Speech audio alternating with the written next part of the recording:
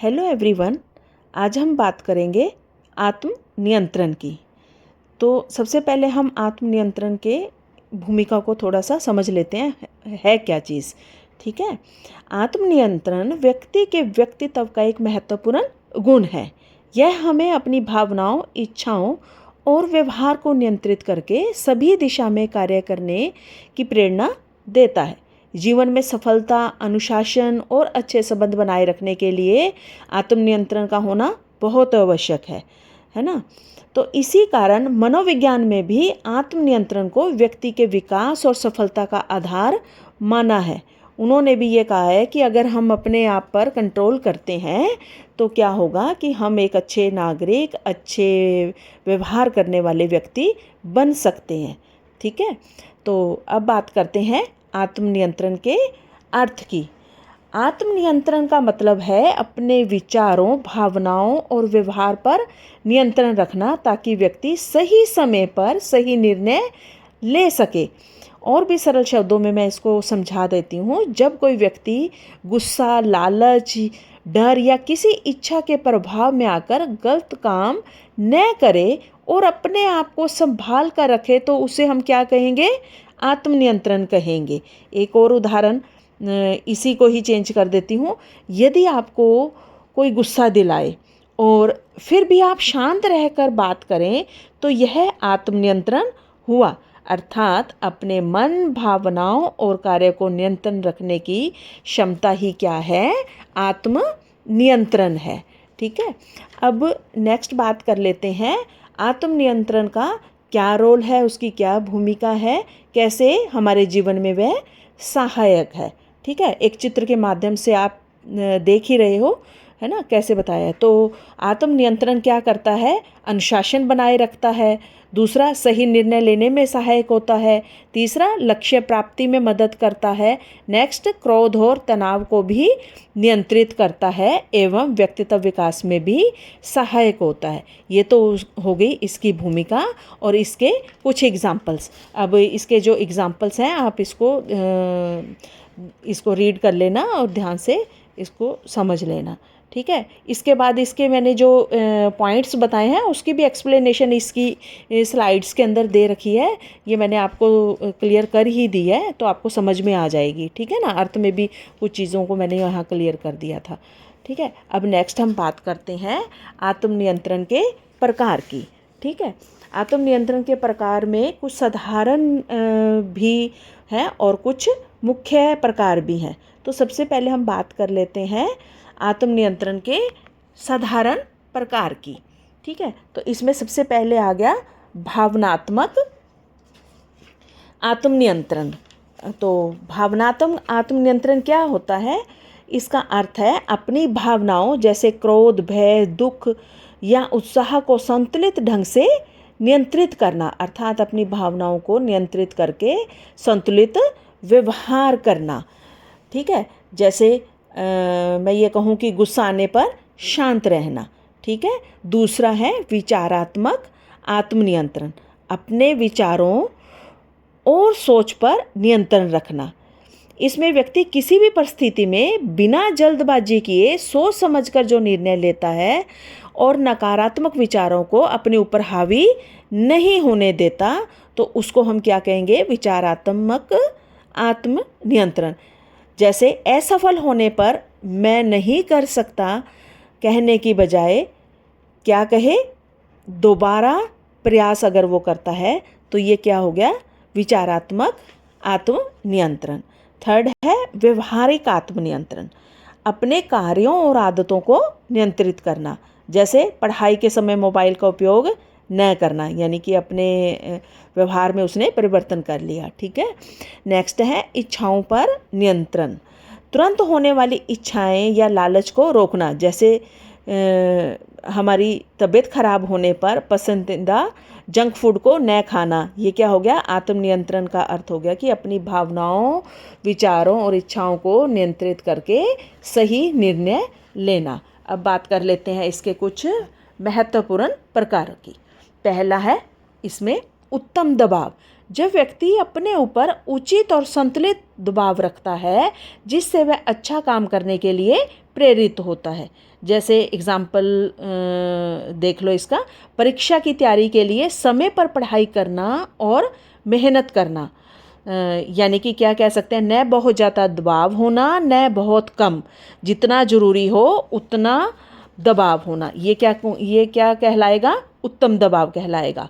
Next है खराब दबाव, यानी जब व्यक्ति अपने ऊपर बहुत अधिक दबाव डाल लेता है जिससे तनाव, चिंता और घबराहट बढ़ जाती है, यानी कि वो अपने ढंग से फिर कुछ भी कार्य को नहीं कर पाएगा। एक एग्जाम्पल के माध्यम से समझ लो, परीक्षा में अच्छे अंक लाने की इतनी चिंता करना कि पढ़ाई पर ही ध्यान न लगे। इसको हम ऐसे भी कह सकते हैं, आप याद रखने के लिए, ज़रूरत से ज़्यादा दबाव जो हमें नुकसान पहुंचाए। ठीक है। नेक्स्ट है कोई दबाव नहीं होना, यानी जब व्यक्ति पर कोई जिम्मेदारी या प्रेरणा महसूस नहीं होती, इसलिए वह उस काम को गंभीरता से नहीं लेता और ना ही उस कार्य को फिर करेगा। ठीक है। उदाहरण के माध्यम से समझ लेते हैं इसको। परीक्षा की तैयारी बिल्कुल न करना, क्योंकि उसको कोई चिंता ही नहीं है परीक्षा की, है ना। तो इसको सरल शब्दों में क्या कह सकते हैं, बिल्कुल दबाव न होना जिससे व्यक्ति लापरवाह हो जाता है। अब इसको कैसे याद रख सकते हैं, इसको याद रखने के लिए हम ये कह सकते हैं कि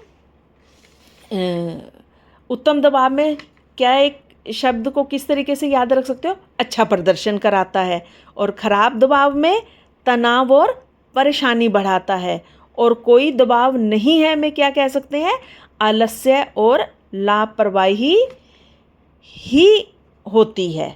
ठीक है। ये तो थे इसके आत्म नियंत्रण के कुछ प्रकार। और निष्कर्ष रूप में हम ये कह सकते हैं कि आत्मनियंत्रण आत्म अनुशासन का दूसरा नाम है। आत्मनियंत्रण भावनाओं और प्रतिक्रियाओं को नियंत्रित करने की एक योग्यता है। आत्मनियंत्रण नकारात्मक या सीमित नहीं होता।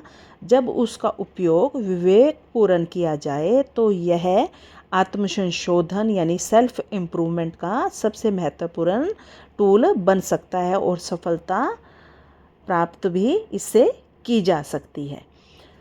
अब हम बात करेंगे आत्मनियंत्रण के विकास की।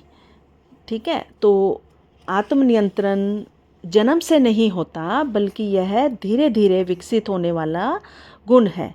व्यक्ति अपने अनुभवों, सीखने की प्रक्रिया और अभ्यास के माध्यम से आत्मनियंत्रण को मजबूत बनाता है। हम ये कह सकते हैं कि हर व्यक्ति अपने मन, भावनाओं और व्यवहार को नियंत्रण करना सीख सकता है। आत्मनियंत्रण का विकास एक निरंतर प्रक्रिया है जो क्या होती है, परिवार, समाज और शिक्षा व स्वयं के प्रयासों से होती है।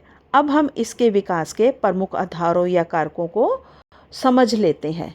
ठीक है ना। तो सबसे पहले आत्मनियंत्रण किससे होता है, अभ्यास और अनुशासन से ही विकसित होता है। ठीक है। अब इस स्लाइड में आप देख रहे हैं विद एग्जांपल्स विद एक्सप्लेनेशन, मैंने आपको ये दिखा रखा है कि आत्मनियंत्रण के क्या क्या आधार हो सकते हैं। स्वयं की पहचान करें, यानी कि अपनी कमजोरियों को अगर हम पहचान लेते हैं और उसके अंदर सुधार कर लेना। ठीक है। दूसरा है भावनाओं पर नियंत्रण रखना, यानी अपना आत्म जागरूकता का होना बहुत ज़रूरी है। अगर हम ये सब कुछ जान लेते हैं तो उसमें भी इम्प्रूव करके हम आगे बढ़ सकते हैं, अपने आप को विकसित कर सकते हैं। ठीक है। नेक्स्ट आ गया सकारात्मक सोच। सकारात्मक सोच अगर हम रखेंगे कि हमने ऐसे करना है तो हम सफलता को बहुत जल्दी ही प्राप्त कर सकते हैं। फिर आ गया अनुशासन का पालन करना। अनुशासन का पालन करना तो आम भाषा में भी कहा जाता है ना। अगर हम अनुशासन डिसिप्लिन अपने लाइफ में ले आते हैं तो हम बिल्कुल सटीक टाइम पर ही अपने सारे काम को कर सकते हैं और सफलता भी उसमें आ सकती है। ठीक है। फिर आ गया धैर्य और संयम रखें। हमें अपने आप पर संयम रखना भी बहुत ज़रूरी है, तब भी हमें सफलता मिलती है। और ये भी एक महत्वपूर्ण पार्ट है आत्मनियंत्रण को विकसित करने का। अगर मैं ये कहूँ कि मैंने आज इस बात के लिए जो कुछ मर्जी हो जाए, मुझे शांत रहना है, मुझे इस पर गुस्सा या बहस नहीं करनी है। पीछे मैंने बहुत सारे ऐसे एग्जांपल्स दिए, सारे उसी से रिलेटेड है बेटे, ठीक है। तो नेक्स्ट इसका पॉइंट है अच्छी आदतों को विकसित करें, यानी कि हम अपने लाइफ के अंदर अगर अच्छी आदतों को भी विकसित करते हैं तब भी ये हमारा आत्मनियंत्रण ही है और हमें विकास की ओर अग्रसर करता है। नेक्स्ट आ गया लक्ष्य निर्धारित करें, यानी कि हम अपने लक्ष्य को अगर निर्धारित कर लेते हैं कि मुझे इस टाइम पे ये काम को करना ही करना है और उसके बाद ही मैं नेक्स्ट कोई दूसरा काम करूँगा, तो वो भी आत्मनियंत्रण का ही एक पार्ट है, एक हिस्सा है, ठीक है। अब हम आत्मनियंत्रण की कुछ विधियों के बारे में जान लेते हैं। तो सबसे पहली विधि है स्वयं के व्यवहार का निरीक्षण, यानी जब व्यक्ति अपने विचारों, भावनाओं और कार्यों पर ध्यान देता है और यह देखता है कि वह विभिन्न परिस्थितियों में कैसा व्यवहार करता है, तो इसे स्वयं के व्यवहार का निरीक्षण कहते हैं। इसको सरल शब्दों में अगर मैं कहूँ तो अपने व्यवहार को ध्यान से देखना और समझना कि हम क्या कर रहे हैं, क्यों कर रहे हैं और उसका क्या प्रभाव पड़ रहा है। स्वयं के व्यवहार का निरीक्षण कहलाना ही हमारा अपने आप को चेंज करना है। उदाहरण के रूप में अगर मैं कहूँ, यदि किसी व्यक्ति को जल्दी गुस्सा आ जाता है तो वह यह ध्यान दे कि उसे कब किस कारण और किन परिस्थितियों में गुस्सा आता है। इस पर अगर अपने आप को वो समझ लेता है और सुधार कर लेता है तो क्या हो गया, इसका मतलब उस बच्चे ने या उस व्यक्ति ने स्वयं के व्यवहार का निरीक्षण करके अपने आप को चेंज कर लिया।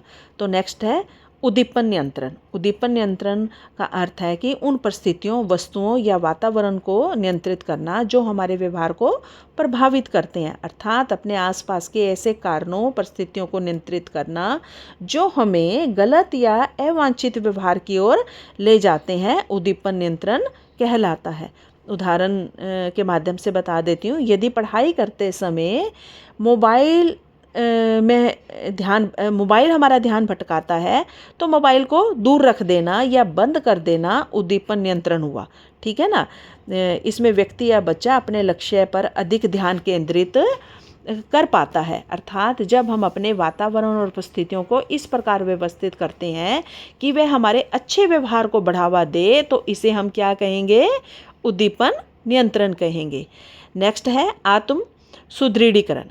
इसका अर्थ है कि किसी अच्छे कार्य या लक्ष्य की प्राप्ति पर स्वयं को प्रोत्साहित करना या पुरस्कार देना।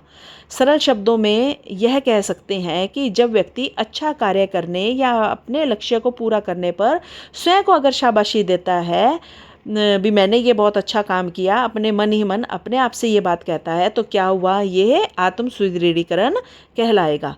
एक उदाहरण से बता देती हूँ।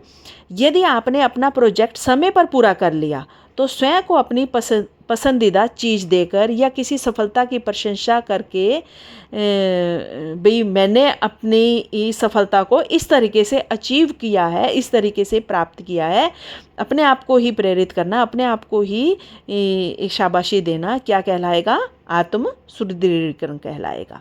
नेक्स्ट आ गया आत्मनिर्देशन।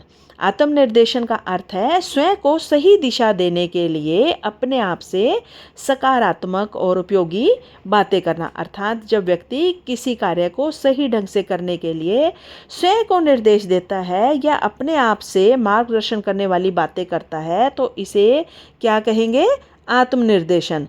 यानी इससे क्या होगा कि इससे हमारी कार्य क्षमता भी बढ़ती है, क्योंकि हमने अपने आप को निर्देश दिया, भाई पहले मैं ये काम को करूँगा, तो हमारी कार्य क्षमता बढ़ती है, क्योंकि हमारे मन ने उस चीज़ को मान लिया है, कर लिया है, तो वो हमारा काम भी सही टाइम पर, निश्चित समय पर और सही तरीके से भी होगा। ये भी इसके अंदर एक बेनिफिट हमें मिलने वाला है।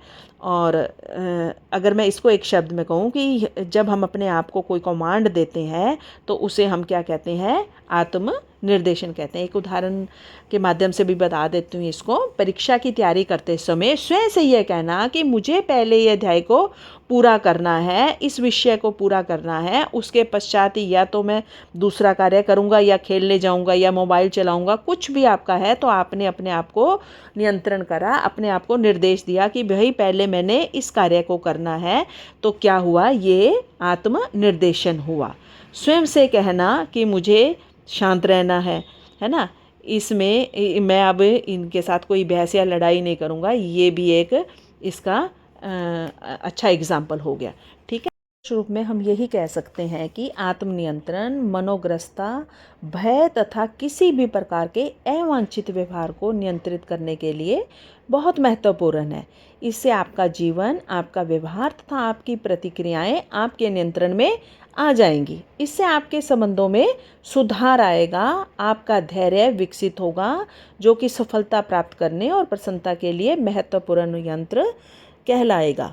ठीक है, तो अंत में यही कहूँगी, जो स्वयं पर विजय प्राप्त कर लेता है वही सच्चा विजेता कहलाता है। यानी आत्मनियंत्रण सफलता और सुखी जीवन की सबसे बड़ी पूंजी है। Thank you. Have a nice day.